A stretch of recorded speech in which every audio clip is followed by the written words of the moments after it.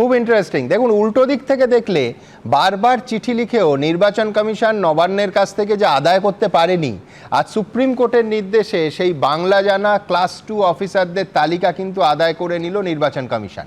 Supreme কোর্টের স্পষ্ট নির্দেশ, আগামী সোমবার শুনানি শুরুর আগেই এই অফিসারদের তালিকা নির্বাচন কমিশনকে দিতে হবে রাজ্য সরকারকে। অর্থাৎ খেলা হবে, খেলা হয়েছে, কিন্তু খেলাটা যে পুরোপুরি একপাক্ষিক হয়েছে বা নির্বাচন কমিশনের প্রাপ্তির ভাড়া শূন্য, না, এটা বলা যাচ্ছে না। দেবাংশু কি একমত হবে? দেখুন সুমনদা, অনেক সময় খেলায় প্রথম দ্বিতীয় তৃতীয় হয়ে যাওয়ার পর যখন আরো 5-7টা ছেলে মেয়ে পড়ে থাকে, তখন তাদেরকে একটা করে গামলা দেওয়া হতো সান্ত্বনা পুরস্কার হিসাবে। ওই গামলা নিয়ে প্লাস্টিকের টিফিন বক্সও দেওয়া হতো। হ্যাঁ, কিন্তু অত দামি সান্ত্বনা পুরস্কারও পায়নি নির্বাচন কমিশন। আমি যেটা বলতে চাইছি যে কৌস্তবদা এতক্ষণ ধরে এই যে এলো, ধরুন কৌস্তবদাকে আজকে বিজেপি প্রতিনিধি হিসাবে দেখবো না আইনজীবী হিসাবে, আমি প্রথমে সেটা বুঝতে পারছিলাম না। তারপরে ভাবলাম প্রথম বক্তা হিসাবে বলছে, তাহলে বিজেপির প্রতিনিধিই হবে।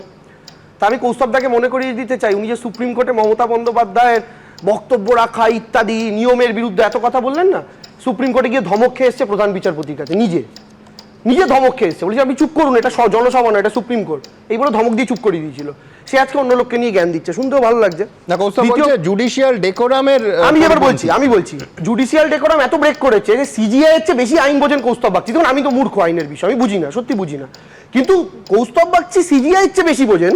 কারণ যে সিজিআই মমতা বন্দ্যোপাধ্যায়কে বলছেন, madam not only 5 minutes, will give you 15 minutes, মানে শুধু বলতে দেবো না তা না, আপনাকে আমি 15 মিনিট বলতে দেবো। তো এইটা ডেকোরাম ভাঙা, মানে সিজিআই নিজে ভেঙেছেন। আচ্ছা, পরের বক্তব্য জানেন না, এখন জিজ্ঞেস করছে বলেছে কিনা, এবং পিটিশনটা এগিয়ে নিয়ে এসেছেন। অ্যাবসলিউটলি আমি বলছি সুমনদা, দেখুন ওখানে শুধুমাত্র তো বিচারপতিরা ছিলেন না, বিদগ্ধ আইনজীবীরা দুপক্ষের হয়েছিলেন। যদি উল্টো দিকের পক্ষেরও মনে হতো কোনো রুল ব্রেকিং হচ্ছে, তারাও সেটা কিন্তু ওখানে ফ্ল্যাগ করতো, সেটা তারাও করেননি ওখানে। এমনকি কেন্দ্রীয় সরকারের প্রতিনিধি হিসাবে কিন্তু তুষার মেহতাও ছিলেন, যদি উনি একটা কেসে পার্টি, উনিও ওখানে দাঁড়িয়ে বলেননি যে মুখ্যমন্ত্রী মমতা বন্দ্যোপাধ্যায় ডেকোরাম ব্রেক করছেন। যত ডেকোরাম ব্রেক বুঝেছে একমাত্র কৌস্তব বাগচি, ঠিক আছে। এবার এটার একটা কারণ আছে, বিজেপির এটাই একমাত্র অ্যাঙ্গেল এই মুহূর্তে বাংলায়, কারণ বিজেপি মেন ইস্যুটা নিয়ে তো কথাই বলতে পারছে না। মমতা বন্দ্যোপাধ্যায় কেন আজকে অ্যাপিয়ার করলেন, শুনুন, কি রেজাল্ট হবে কাল পরশু তরশু সেটা নিয়ে পরের কথা, কিন্তু মমতা বন্দ্যোপাধ্যায় কি বাংলার যে 1.5 কোটি মানুষ লাইনে দাঁড়াচ্ছেন তাদের পক্ষে আওয়াজ তুলেছেন কি তোলেননি? আর ওই 1.5 কোটি মানুষের মধ্যে কি বিজেপির ভোটার ছিল না? ওই 1.5 কোটি মানুষের মধ্যে কি সিপিএম কংগ্রেসের ভোটার ছিল না? সেই মানুষগুলোর আওয়াজ তো কৌস্তব বাগচির তোলা উচিত ছিল আছে, কারণ তারা তো নির্বাচন কমিশনের প্রতিনিধি নন। কিন্তু শ্রমিক ভট্টাচার্য বলছেন যে জ্ঞানেশ কুমার কেন দিল্লিতে বসে থাকবেন, এখানে এসে জেলায় জেলায় ঘুরুন। হ্যাঁ, এই রিসেন্ট ভয়েস বিজেপির ভেতর থেকে আসছে। শুধু জেলায় জেলায় কেন ঘুরবেন জ্ঞানেশ কুমার? বিজেপির প্রবাবল ক্যান্ডিডেট লিস্ট তৈরি করে দিন বিজেপিকে, জেলায় জেলায় ঘুরে। এতটা করছেন যখন আরো একটু করুন। আমি বলছি সুমন, অন্য কথা, আমার বক্তব্য হচ্ছে আজকে এই আলোচনা চলতে চলতে যখন মমতা বন্দ্যোপাধ্যায় একের পর এক প্রবলেমগুলো রেজ করছেন, তখন কেন্দ্রীয় নির্বাচন কমিশনের আইনজীবী বলছে যে ওনাদের প্রবলেমটা কি আমরা তো সেটাই বুঝতে পারছি না। একটা জায়গাতে বলেছেন, অন্য কোনো শব্দ হয়তো ইউজ করেছেন, আমি কোট করছি না, এইরকম একটা কথা বলেছেন, তখনই আরো সময় চাওয়ার কথাটা সেখান থেকে এসছে।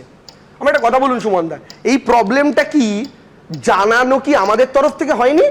6টা চিঠি তো মমতা ব্যানার্জি লিখেছিলেন, 6টা চিঠির উত্তর না আসার পর অভিষেক ব্যানার্জি গিয়ে মিটিং করেছেন, বেরিয়ে আসার পর বলা হলো অভিষেক ব্যানার্জি মিসবিহেভ করেছেন, অভিষেক ব্যানার্জি চ্যালেঞ্জ করলেন তাহলে ফুটেজটা আপলোড করুন।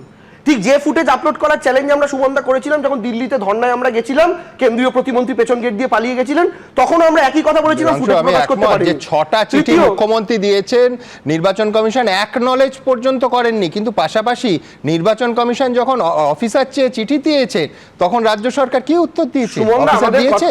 আজকে এই প্রশ্ন উঠেছে। আমি বলছি যে অফিসার চাওয়া হয়েছে, স্টেট গভর্নমেন্টের ক্যাপাসিটি অনুযায়ী অফিসার দেওয়া হয়েছে, তার পরবর্তীকালে আজকে যদি অফিসার চাওয়া হয় আজকে অফিসার দেওয়া হবে। কিন্তু সুমনদা, আপনি আমাকে বলুন, তার জন্য বাইরের স্টেট থেকে যারা বাংলা ভাষা বোঝে না, যারা বাংলার নামের সম্পর্কে, একটা কথা বলুন, বিজেপির বিষ্ণুপুরের সাংসদের নাম কি? সৌমিত্র খান। আর সৌমিত্র খান চিঠি লিখলেন, হরিয়ানা থেকে একজন অফিসার বসে আছেন, উনি প্রমাণ করতে পারেন উনি হিন্দু খান না মুসলিম খান? এটা সৌমিত্র খান কি করে প্রমাণ করবেন আপনি বলে দিন সুমনদা আমাকে। হরিয়ানার ওই অফিসারটা কি করে বুঝবে বিজেপি বিষ্ণুপুরের সাংসদ? শুধুমাত্র হিন্দু মুসলমানটা বুঝিয়ে দিন। আমার বক্তব্য হচ্ছে এই প্রবলেমটা, আমি বলছি যথেষ্ট গ্রেড 2 অফিসার দেয়া হয়নি বলে আজকে সুপ্রিম কোর্ট ইসি এই বলার সুযোগ পেল যে আমরা বাইরে থেকে অফিসার নিয়ে এসেছি। এই আমি যদি ধরে নিই তোমার কথা অনুযায়ী এটা অ্যালিবাই, এই অ্যালিবাইটা ইসির হাতে তো রাজ্য সরকারই তুলে দিল। সুমনদা আমার ইসি আজকে বললো যে আমরা গ্রেড 2 অফিসার পাইনি, রাজ্য সরকার উল্টে অঙ্গনবাড়ি কর্মী দিয়েছে। আচ্ছা ঠিক আছে, মমতা বন্দ্যোপাধ্যায় যে 6টা চিঠি লিখেছিলেন সেই 6টা চিঠির মূল উপপাদ্য বিষয়, মূল বক্তব্যটা কি ছিল?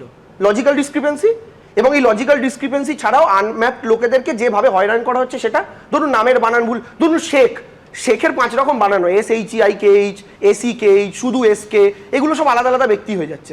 আমার বক্তব্য হচ্ছে সুমনদা, এই যে প্রবলেমগুলো নিয়ে মমতা বন্দ্যোপাধ্যায় যখন 6টা চিঠি লিখেছেন, নির্বাচন কমিশনের তরফ থেকে তো কমিশনার বিরাট উদ্ধত্তপূর্ণ মানুষ একজন, তার লেখার দরকার নেই। দেবাংশু, এইগুলো বোঝার জন্যই তো বাংলা জানা অফিসার দরকার। আমি বলছি সুমনদা, অঙ্গনবাড়ি কর্মী দিয়ে তো এই কাজ চলে না। আমি বলছি সুমনদা, আপনার এই প্রশ্নটারই উত্তর দিচ্ছি। হ্যাঁ, এটাই যদি লজিক্যাল ডিসক্রিপেন্সির জন্য মূল কারণ হয়ে থাকে, তাহলে নির্বাচন কমিশন এই 6টা চিঠির রিপ্লাইয়ের মধ্যে কোনো একটা চিঠি রিপ্লাইতে কেন লিখলো না যে ম্যাডাম আপনারা এত চিঠি লেখার দরকারই নেই, আপনি শুধু আমাদের গ্রেড 2 এতগুলো অফিসার দিয়ে দিন, কোনো লজিক্যাল ডিসক্রিপেন্সি থাকবে না। আজকে সুপ্রিম কোর্টে না বলে 6টা চিঠির সময় বলতে পারেনি, 6টা চিঠি রিপ্লাইতে বলতে পারেনি? কৌস্তব ও বললো না আমি অত বুঝি না, যখন বোঝে না কথা না বললেই পারে, চুপচাপ করে থাকতে পারে। তোমাকে কোর্টে চুপ থাকতে বলেছিল, শোনোনি? বলেনি? মধ্যখানে বলতে গেলে তো আমি দেবাংশু হতে পারবো না, আমি তো স্লোগান ক্রিয়েটার বা কন্টেন্ট ক্রিয়েটার নই, আমার একটা ডিগনিফাইড প্রফেশন। না না, কন্টেন্ট ক্রিয়েটর কেন? আমি বললাম আমি স্লোগান লিখি, দল পাল্টাই না। এবিপি আনন্দ, এগিয়ে থাকে, এগিয়ে রাখে।